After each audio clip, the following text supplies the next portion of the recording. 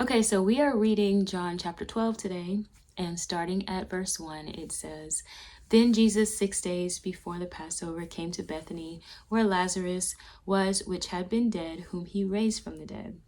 There they made him a supper, and Martha served, but Lazarus was one of them that sat at the table with him.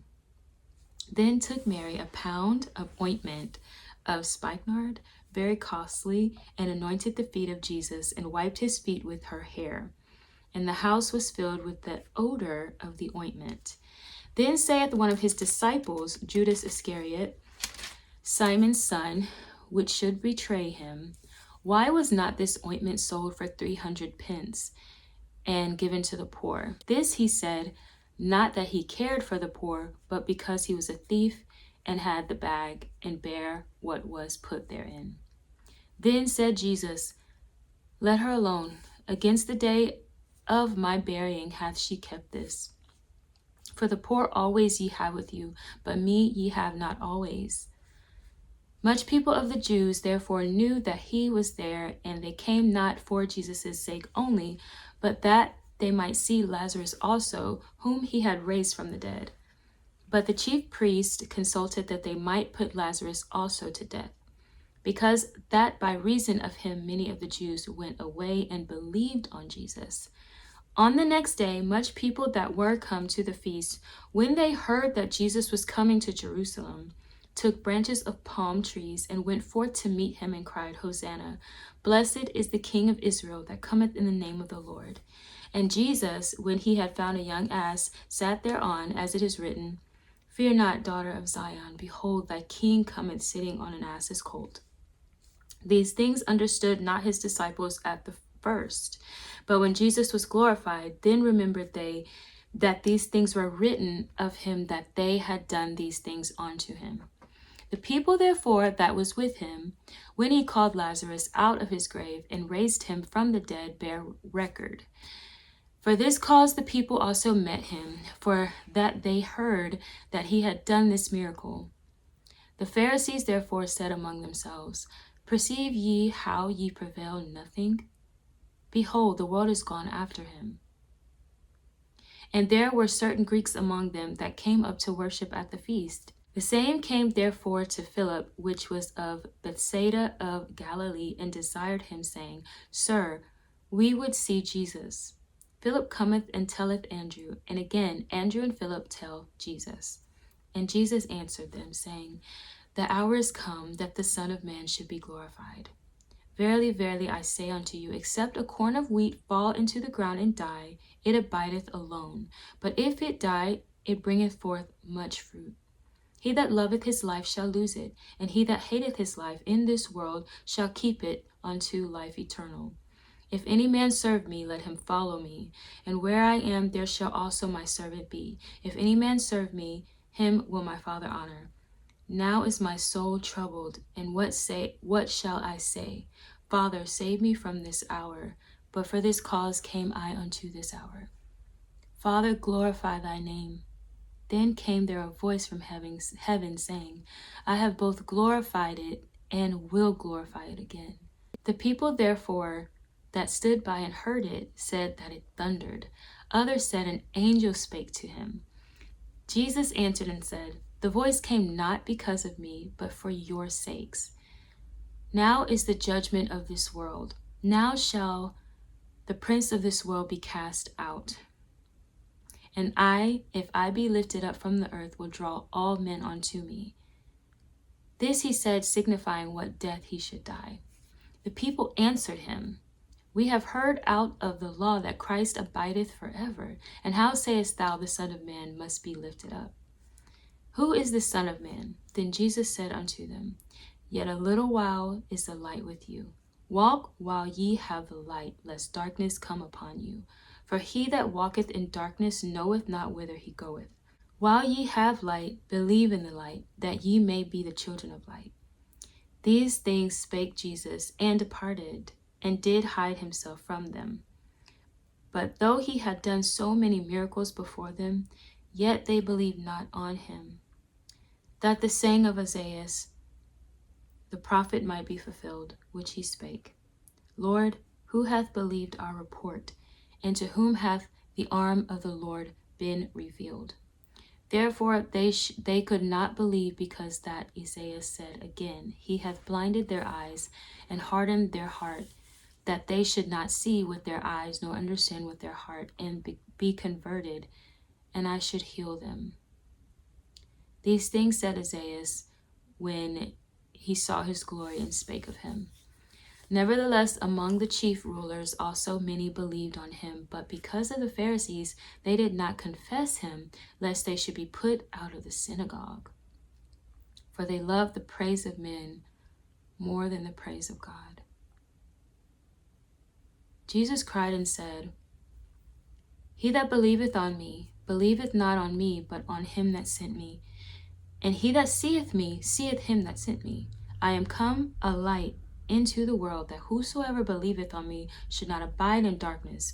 And if any man hear my words and believe not, I judge him not. For I came not to judge the world, but to save the world. He that rejecteth me and receiveth not my words hath one that judgeth him. The word that I have spoken, the same shall judge him in the last day. For I have not spoken of myself, but the Father which sent me. He gave me a commandment, what I should say and what I should speak. And I know that this commandment is life everlasting. Whatsoever I speak, therefore, even as the Father said unto me, so I speak. So now I'm just going to share some of the things that stood out to me. The first thing was that, that many people came to see Jesus, as well as Lazarus, whom Jesus had raised from the dead.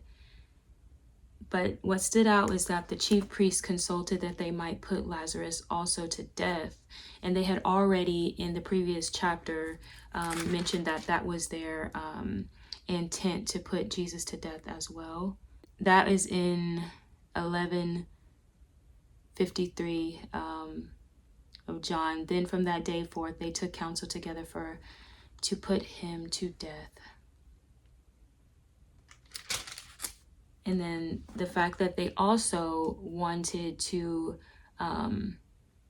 put Lazarus to death, it reminded me of a situation that my friend was going through, and anyone who Jesus sends, where people might try to, silence you or turn people against you, or to say false things about you, to try to put to death whatever it is that you're doing, whatever move of God, that people are seeing through you.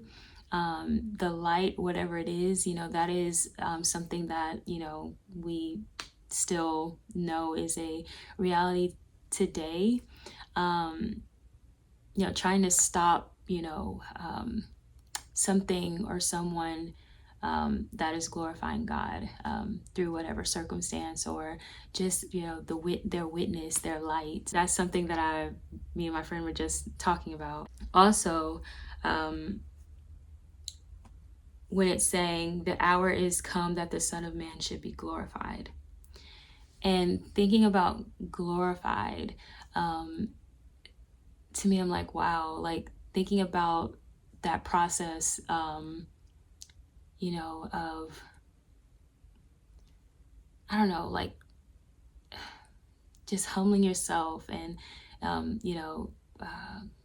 don't know, I'm just thinking about that it took, the death of Jesus, him being glorified in that way, and even through that death, him rising again, thinking of glorification in that way, I don't know, it just really stuck out to me. And then it goes on to say in verse 24, Verily, verily, I say unto you, except a corn of wheat fall into the ground and die, it abideth alone. But if it die, it bringeth forth much fruit. He that loveth his life shall lose it, and he that hateth his life in this world shall keep it unto life eternal. So thinking about what it says here,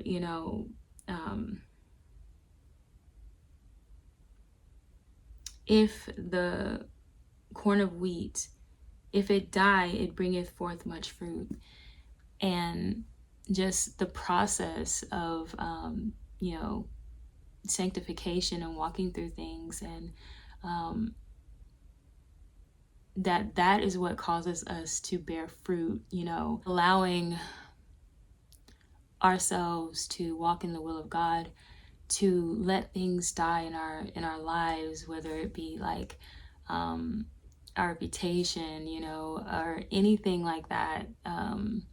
I don't know, like I feel like I can't express it as well as I see it, but just those things in us, like that we identify with just as people, like allowing those things or those cares, that pride of life, those kinds of things to die, so that we can have this, like, I don't know, I'm feeling teary-eyed, like this beautiful testimony of how even though we've faced certain things and had to surrender and let go of certain things that many hold dear in this life, just still persevering, still walking with God, and I don't know, just rising again after that. I feel like that is just something that was beautiful, that stood out to me. So I don't know. But it also says here in verse 27, now is my soul troubled, and what shall I say? Father, save me from this hour. But for this cause came I unto this hour. So even Jesus, his soul was troubled when he was facing this like ultimate physical death, right? He knew, but it doesn't feel good. And a lot of times the things that we walk through, it doesn't feel good. And sometimes I'll walk out of a season, I'm like, phew, I don't have to deal with that anymore. But we're always going to be, facing certain things and being sanctified and overcoming and going from glory to glory. But then again, in 28, it says, Father, glorify thy name. Then came there a voice from heaven saying, I have both glorified it and will glorify it again. The people therefore that stood by and heard it said that it thundered. Others said, an angel spake to him. Jesus answered and said, this voice came not because of me, but for your sake, or for your sakes. I just thought that was interesting because, to me, I saw it as, sometimes we can see like miracles through people, and people have these beautiful testimonies, and they might not even necessarily just be for us, but for the people around us, something that God has given to us, wisdom, whatever he's put inside of us. And it can be for the people around us, for their sakes, I don't know, that just stood out to me. Not trying to say that, we're on the same level of Jesus, but, we're supposed to walk, as he walked. And if we are submitting to God, just like what, Jesus was saying, he was saying, in 49, for I have not spoken of myself, but the Father which sent me, he gave me a commandment, what I should say and what I should speak. And Jesus is constantly in the previous chapters saying that he does the will of his Father. And that's what we're supposed to do. We're supposed to be following that example of Jesus. This is literally, seeking the will of God for our lives in a way that we are willing to, lay down the things that are important to us. Like I said before, the pride of life and what is taught to us. And then I also wanted to point out, it was sad when I was reading it. I felt, sorrow, because it said in 37, but though he had done so many miracles before them, yet they believed not on him.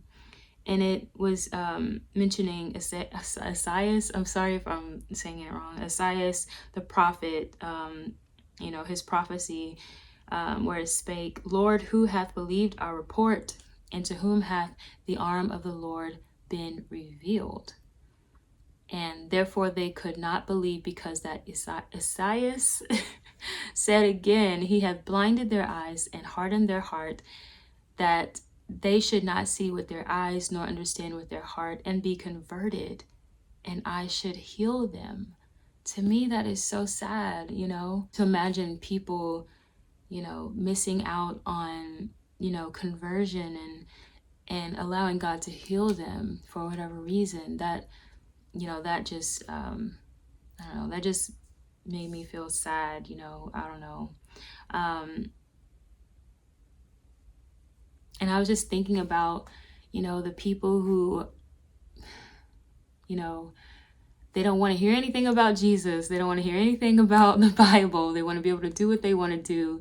And how those people are the ones that need God the most. That to me, that's just, I don't know.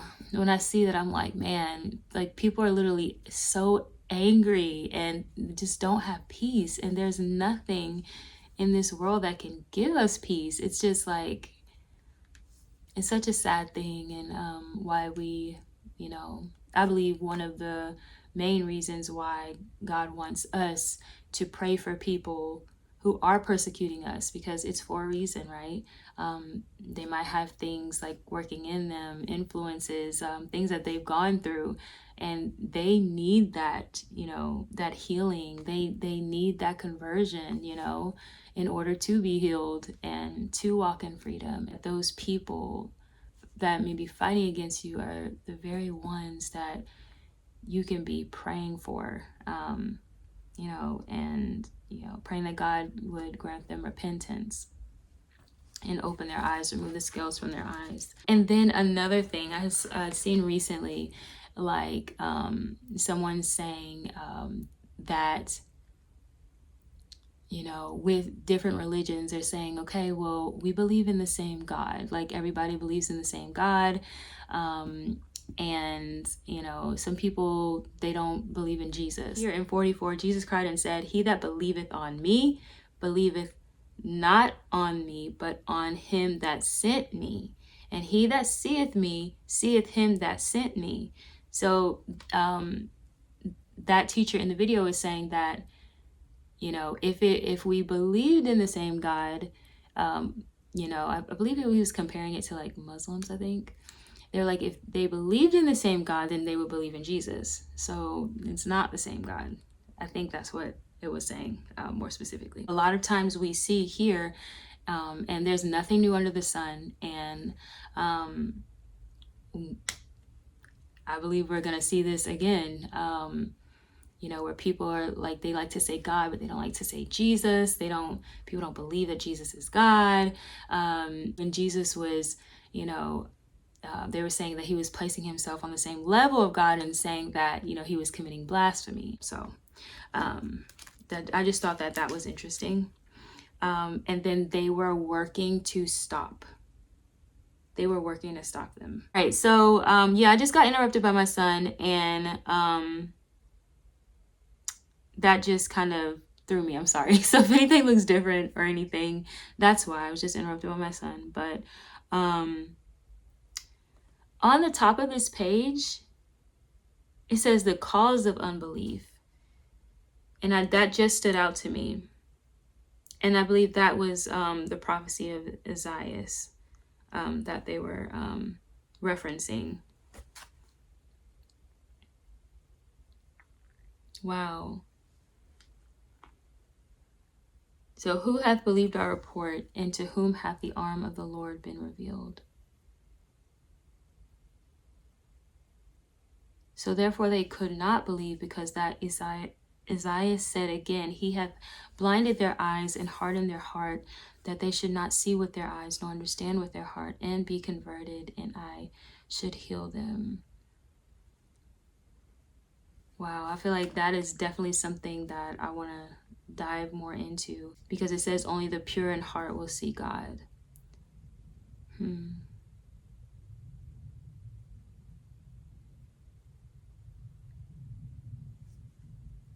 Also makes me think about Romans 1, when it was talking about those with a depraved heart. as well as when they were talking about, in the last days, and it was giving a list of that it will be perilous times, in the list of, or the character traits of those people who we should separate ourselves from. I don't know, that just, those references just popped into my mind. Because he hath blinded their eyes and hardened their heart, that they should not see with their eyes, nor understand with their heart, and be converted, and I should heal them. And I just recently read an article as well talking about, those people, that there's levels to disobedience, and talking about those who do iniquity, and how, their consciences are seared, and, they don't have the ability or the desire to repent. And I was just thinking, wow, that is just a sad thing. And maybe that's related to that. But we see that these people are actively working against Jesus. And I wonder because if they didn't believe themselves, why would they be fighting so hard to, stop Jesus's influence? I don't know. In 41, it says, these things said Esaias when he saw his glory and spake of him. It says, nevertheless, among the chief rulers also many believed on him, but because of the Pharisees, they did not confess him, lest they should be put out of the synagogue. For they loved the praise of men more than the praise of God. And I'm just like, oh, that is so sad too. And it just goes back to, loving your life. It says, he that loveth his life shall lose it, and he that hateth his life in this world shall keep it unto life eternal. Again, that's with the reputation, with power, like, being associated with certain people, like there is a sense of humility that you have to be able to preach the word of God boldly and truthfully in these times, especially where the truth is directly against the way that we live our lives in this world. God help us to not love the praise of men more than the praise of God. Because in the end, like, I also journaled too, that I would rather be rejected for speaking the truth and living the truth than trying to conform and being rejected anyway. No matter how you try to present yourself as cool and go with the trends or go with the flow, you're going to be rejected regardless. But not even just rejected by people in this world, being rejected by God, that is a thing. Like, it really is freedom to just be able to, be able to speak the truth, not your truth, speak the truth and live the truth that you are speaking. And I'm like, God help us, because I really think that, like, in other countries, there's like, like persecution. And I'm thinking about like Nigeria right now, and all these other countries. And it's like, in America, it's that, it's like we are Christians culturally speaking, but they're still, and it's like, it was more acceptable to, or seemingly so, more acceptable to preach, the message of Jesus. We're known as a Christian nation for the most part.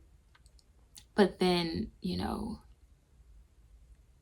speaking the the more bold principles, the more bold teachings, I don't really see that. Like, I get surprised when there are people who are like calling stuff out and like speaking to stuff. I'm like, yes, like, I just don't, a lot of times it does feel like there are topics and principles that we hear about in churches that that don't speak to what's going on in the world and how, you know, Jesus's teachings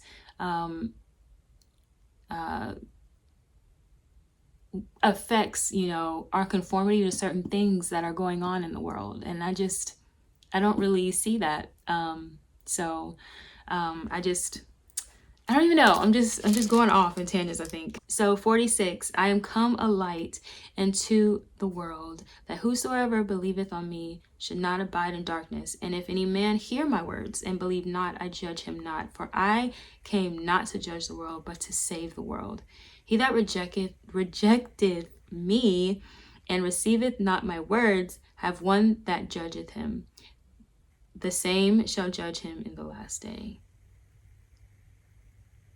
Okay. Sorry. Let me read 48. I just skipped a part of it. It says, he that rejecteth me and receiveth not my words hath one that judgeth him. The word that I have spoken, the same shall judge him in the last day. 49. For I have not spoken of myself, but the Father which sent me, he gave me a commandment, what I should say and what I should speak.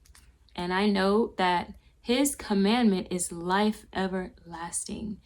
Whatsoever I speak, therefore, even as the Father said unto me, so I speak. Wow. So that was what stood out to me. If you would like to add anything that stood out to you, I'd be happy to read that in the comments below. And I will see you guys in my next video. Bye.